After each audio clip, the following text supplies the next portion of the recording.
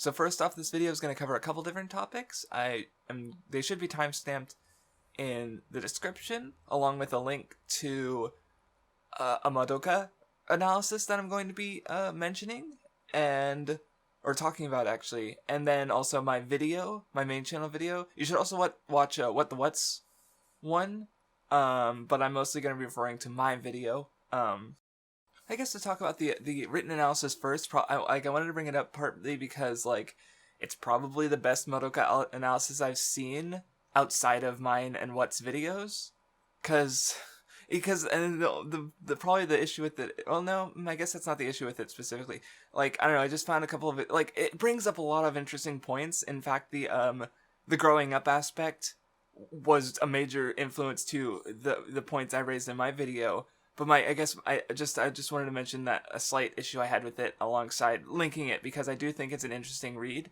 Because it just has some weird things to say about Madoka and Hamura alongside the good things.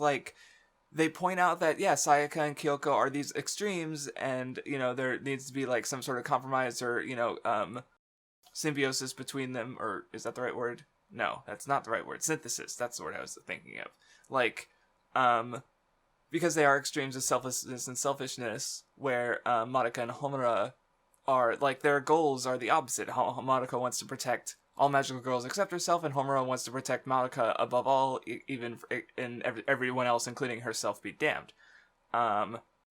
So it's when you frame it that way, it's oh yeah, obviously there needs to be some kind of compromise, some synthesis, going forward into the franchise to the, whatever the concept movie is teasing at. Not the Magia record, that's a spin-off, it doesn't matter. And the other weird point was that, because they don't seem to recognize this or talk about that, because, their point seemed to be oh, Madoka, she grows up at the end of the series, and Homura needs to be more like Madoka. Even though, in the video I framed, Madoka's choice at the end of the series as, a really positive suicide. Which is a little, yeah, maybe not great. And I guess they also, there was also one part of the analysis that confused me, because, Homura, they say Homura needs to accept Madoka's death. That's why she needs to, let Madoka go, because Madoka dies, and Homura needs to move on past that. But then they also say that Madoka's wish is a way of life. So Madoka needs to live, but she also has to be dead. And I guess I didn't really understand that part. But I still recommend it. It's a good read. They bring up a lot of other points too that weren't relevant to my video that I thought were interesting. Anyway, I also wanted to make a brief note on Kyubey, the little shit in the thumbnail, just because I think it's interesting that people think he's right, and not that they understand him and they think he's right. Because I think if most people understood him, I think most everyone would agree that he's wrong. He's a piece of shit. Just because it's more about how information was delivered in the series. Because we as humans, the newest thing, going through a piece of art, the newest thing we hear becomes the most relevant. Oh, this character died. Well, no, they're alive. They're in front of they're on the page right now. They're explaining why they didn't actually die. The new information supersedes the old information. And that's why I think it's interesting that so many people see Kyubey, oh yeah, he's just sacrificing magical girls to save the entire universe. That's a worthwhile sacrifice. But as I argue in the video, he's sacrificing all of humanity for the entire universe. And at that point, I imagine, people might be oh, maybe that's a little bit too much. Which I think is hypocritical, because it's if you're okay with the sacrifice of some girls, then why not all of humanity? It's all nothing. It's all space dust in the grand scheme of the universe. Which is why I disagree with both. No, little girls should not be sacrificed for the fate of the universe. It's still gonna die inevitably. Fuck Kyubey, basically. Cause yeah, that's the thing is I think why is the later information is his arguments to Madoka. Oh yeah, sacrifice, humans and livestock, entropy. But we hear, well, you guys are going to be part of the galactic community eventually. But literally in the previous episode, he's Earth is fucked, Monica Witch is going to destroy it all. Bye. LOL. You fucking piece of shit. He doesn't care. He just wants energy. Like, I don't remember when. It was probably also in episode 11. But Kyubey tells Hamura that he just wants the energy. So he doesn't give the whole entropy explanation. Like, he's not trying to justify himself to Hamura. He's just trying to justify himself to Madoka because he wants Madoka to make the wish. So it could be that the whole entropy thing is a giant fucking lie. So, yeah, I just think it's interesting how, like, the way they delivered the information kind of makes, because I remember on 4chan's A board, they did like a 10x10 grid of like where like the upper axis is how much they suffered, and the rightward axis is how much they deserved it. And Kyubey, of all the characters, was unranked. I should try to find it, because it was interesting, because it's like you got like characters like Umaru, who are like, they didn't suffer, but they deserve to suffer. And you just got, you know, various placements for anime and manga characters based on the bullshit they did. Some of them probably could use tweaking, because, you know, they were just mostly trying to fill every square at a certain point. But Kyubey is not ranked because people just could not come to any sort of consensus on how much he deserved to suffer, more than anything, I think. Because, like, you know, we can pretty see, like, how much did he suffer? Like, probably not a lot. Because it's like, you know, Homura at the end of Rebellion keeps we need you, incubators. But, like, how much he deserved it, I think, is where the argument comes in, because it's like, because some people probably agreed because of how the information was framed in the series. So it's just a little note I thought was interesting, because it's like, in order to reveal Kyubey's lies, you have to like go back instead of relying on this forward, again, like the information Kyubey gave us, you know, just how we engage in stories. It should have superseded what came before, but really, like, no, the rules of the universe still work. Like, if he says Sayaka's wish to, you know, her blessing will inevitably become a curse, then why not the same of humanity? Like, he's like trying, oh yeah, without us, humanity would be living in caves. Like, yeah, but without you, humanity wouldn't be fucking destined for extinction based on the blessing becoming a curse. That's just how the universe works. I don't know, Kyubey, he's great. I hate him. He's one of my, like, most hated characters, because he's so fucking effective at being a piece of shit. Like, oh, I just want to punt him like a fucking football, just bam. Piece of shit bitch. I love him, but I hate him.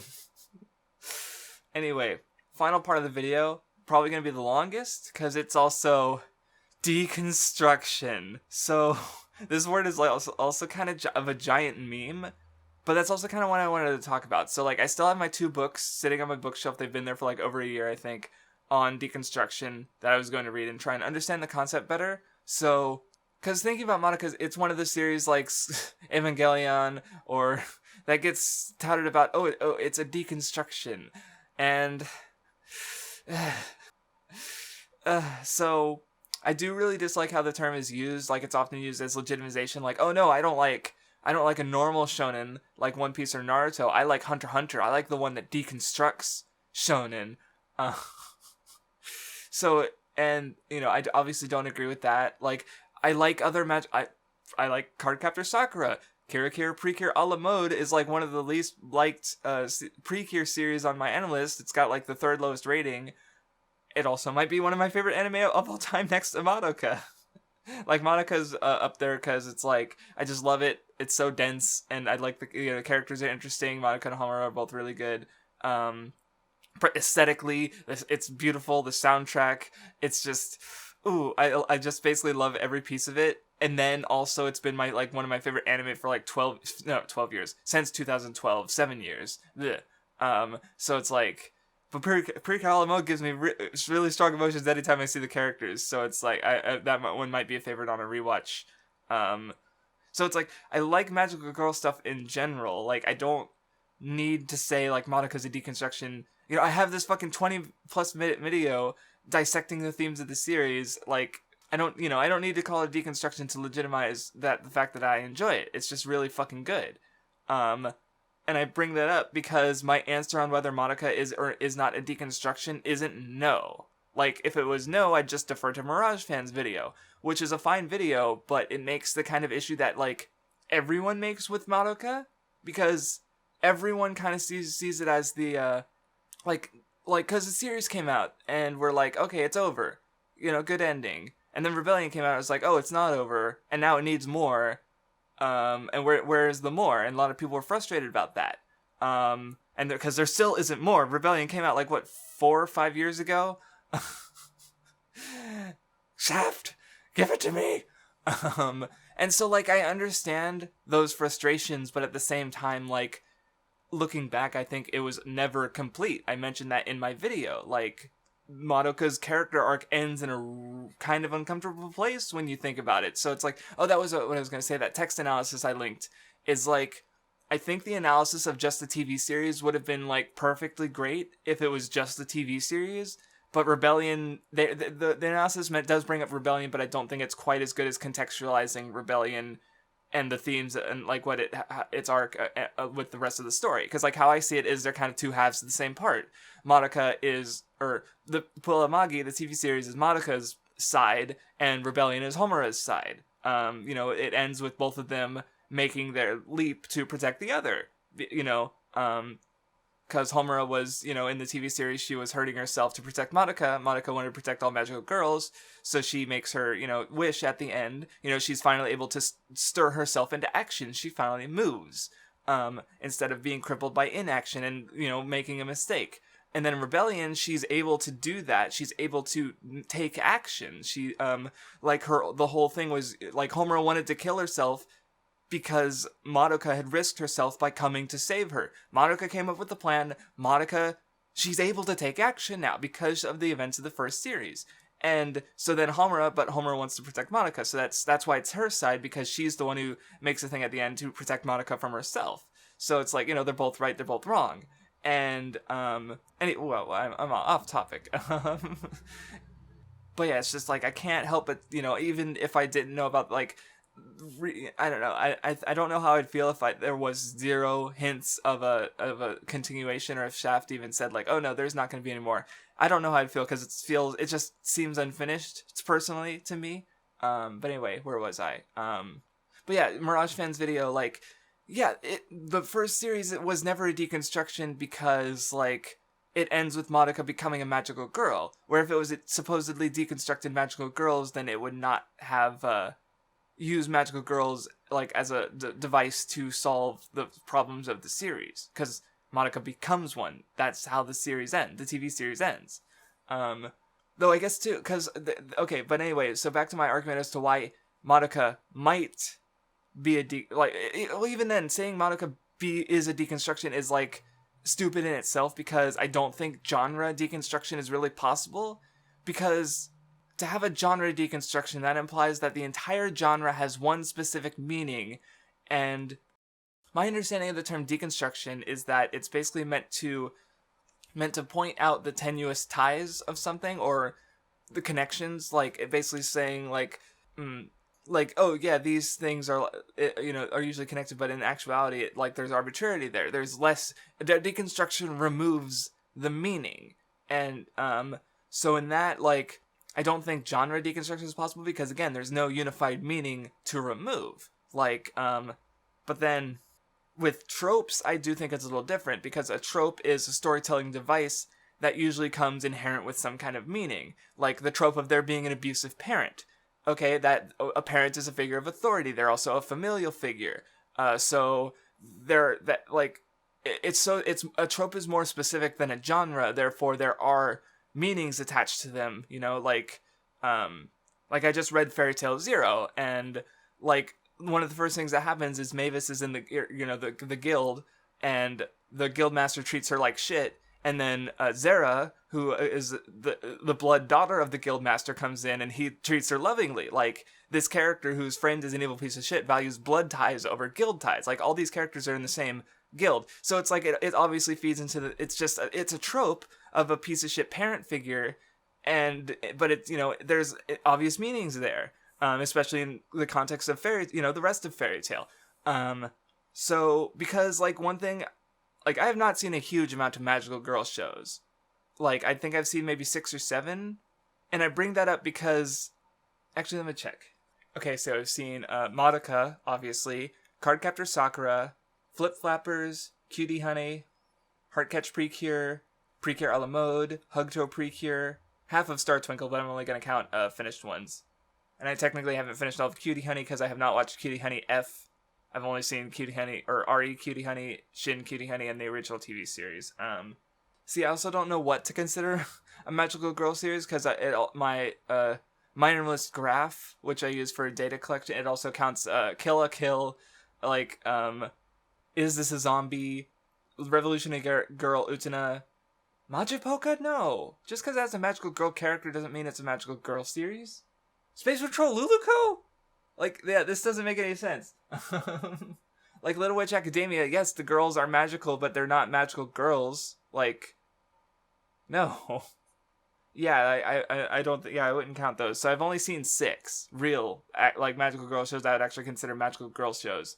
And okay, here's the thing. Half of these shows have this trope. Hugto Precure, Heartcatch Precure, and Madoka, where the main character is a character who they have some sort of disdain or hatred for themselves.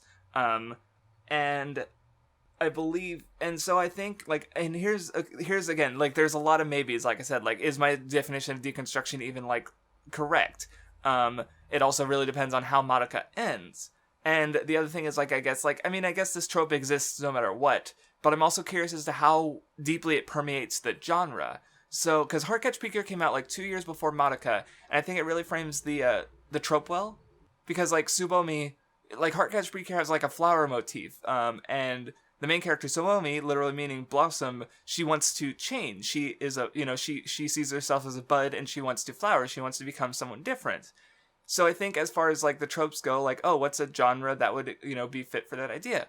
Magical girls. Because magical girls are inherently characters who change. They transform. Madoka, throughout the series, she wants to be someone, she wants to do that. She wants to become a magical girl because she thinks it'll change herself. So I definitely think it's relevant to the discussion. But Heartcatch Precure also, like, the first episode is literally called, like, the weakest Precure, because Tsubomi transforms, but guess what? She's not magically somehow, like, a better, stronger person. She's weak. She's useless. She's the weakest Precure, and she's still a fuck up. So over the course of the series, she has to, learn, to accept herself and, that as someone who wants to change and, like, grow, basically, as a person. So, there's the trope, right there. And so if a series were to, quote-unquote, deconstruct that trope, they would point out the tenuous connections. And because, like, obviously, the thing with a lot of fictional stories is that, like, the framing device, if it doesn't exist, then, like, it can't narratively be the solution to the problem. Like, oh, look, this main character is depressed. How do they be undepressed? They pilot a giant robot and save the world. Like, then this story becomes unrelatable. Like, we can't pilot giant robots and save the world. This is, so the characters, need to do something relatable and possible in order to connect to actual people. Like, so by that note, so, like, the magical girl framing device is perfect for, like, this trope, because again, you have characters who want to change, becoming transforming heroes. But I do think, to deconstruct that, you would have the character, like, yeah, you would somehow, you basically point out that, like, yeah, the magical girl part is also kind of arbitrary, because they have to grow as a person to overcome their insecurities and stuff. Like, becoming a magical girl doesn't help. And that's, like, also what happens at the end of Madoka. She becomes a magical girl. Now she's finding her self-worth in sacrificing herself for everyone. And obviously this is a conflict that has not ended. So I guess, like, this also kind of goes into my predictions for the actual end of the franchise, because it's like, I guess how I see it is, like, the universe has already been remade twice. Kyubey's assertions that, like, humanity would be living in caves without incubators are unfounded. In fact, based off our reality, I would assume that they are just straight up untrue. I'm pretty sure we made it this far without incubators. And obviously there's the whole thing about overcoming. It's, you know, by becoming a magical girl and making a wish, you are not, you know, you're like, the whole message seems to be that, like, you know, these characters, like, this setting does not need magical girls whatsoever. So I guess how I see the ending is, you know, I like mixed up their names. Homura and Madoka somehow are able to make a wish that just fuck off, tell the incubators to fuck off, and so both they and humanity have to sort of, you know, persist and figure out their shit without magical girls. And if that is how it happens, then I guess, yeah, I would say it would deconstruct just that, not magical girls, just that one fucking trope that is not pervasive. Like, yeah, I mentioned like 6-7 series that I've watched or read. The other half doesn't have that trope. In fact, you know, even like, so, you know, just from the small sampling I've done, it's like a pretty surprisingly big number, like almost half of how, that's quite a bit for the, like, this one main character trope. Like, going more, it's probably smaller, like, but I'm, like, again, I'm curious to see like what else it's been in. Like, there's, you know, fucking like 12 other Precure seasons I haven't seen, and then just a whole genre worth of magical girl stuff. So yeah, it can't be everywhere, but I want to see if it's in more places or in any influential works too. But yeah, I guess that's my take on the Madoka deconstruction thing, is like, maybe it will come to deconstruct this one trope. It's not a magical girl deconstruction, because a magical girl deconstruction is impossible. But like, and also that's the other thing, is it's basically having the same meanings of, like, that's the other thing, is like, yeah, okay, say Madoka does go the way I predicted, like, it still basically has the same, you know, meanings as, you know, as Heartcatch Precure, which, by the way, is a show aimed at like little kids. So it's, but like, in that, you know, basically, yeah, both the characters need to grow themselves. It's just like the only difference is that Heartcatch Precure keeps the framing device, and Madoka loses it because it's not necessary. It's arbitrary. You know, it doesn't matter for that core idea, which is where that the you know, revealing tenuous connections and arbitrarity of deconstruction comes from. God, I hate how overused the word is, really. Like, because I don't even know what context most people use it in, because they can't fucking explain it well enough. Like, oh, it's more realistic because that makes it a deconstruction, or oh, it's subversive. That, as if these aren't like completely interpretive ideas. Like, Fairy Tail subverts expectations. I thought it was gonna be good. No, actually, I kind of like Fairy Tail now. What the fuck? What the fuck? Wow, I'm off topic. So yeah, again, like, I don't, like I said, I don't need to legitimize Madoka. I still think most of the Discord, like, this is the closest thing I've actually seen to like a decent definition and explanation as to why a specific series might be called a deconstruction. And even then, it's still stupid to call a series a deconstruction, because it's like, as if that's the only thing the series is like Madoka is there to do, as if it doesn't work on its own merits or anything. Like, oh, it has something. It does something, it might, not even does something, it might do something. Well, I guess, like, that's the thing, is it frames the magical girl stuff as negative. So, I don't know, like, wow, it's so special to the genre. I don't care, I like the magical girl genre. I don't want something that throws out the magical girl genre, but while still trying to exist in it. Like, I honestly haven't seen really any of the dark magical girl stuff that came after Madoka. No, I saw, Gene Taio or something, where there was like a tarot card motif. I dropped it in any episodes because it was boring as shit.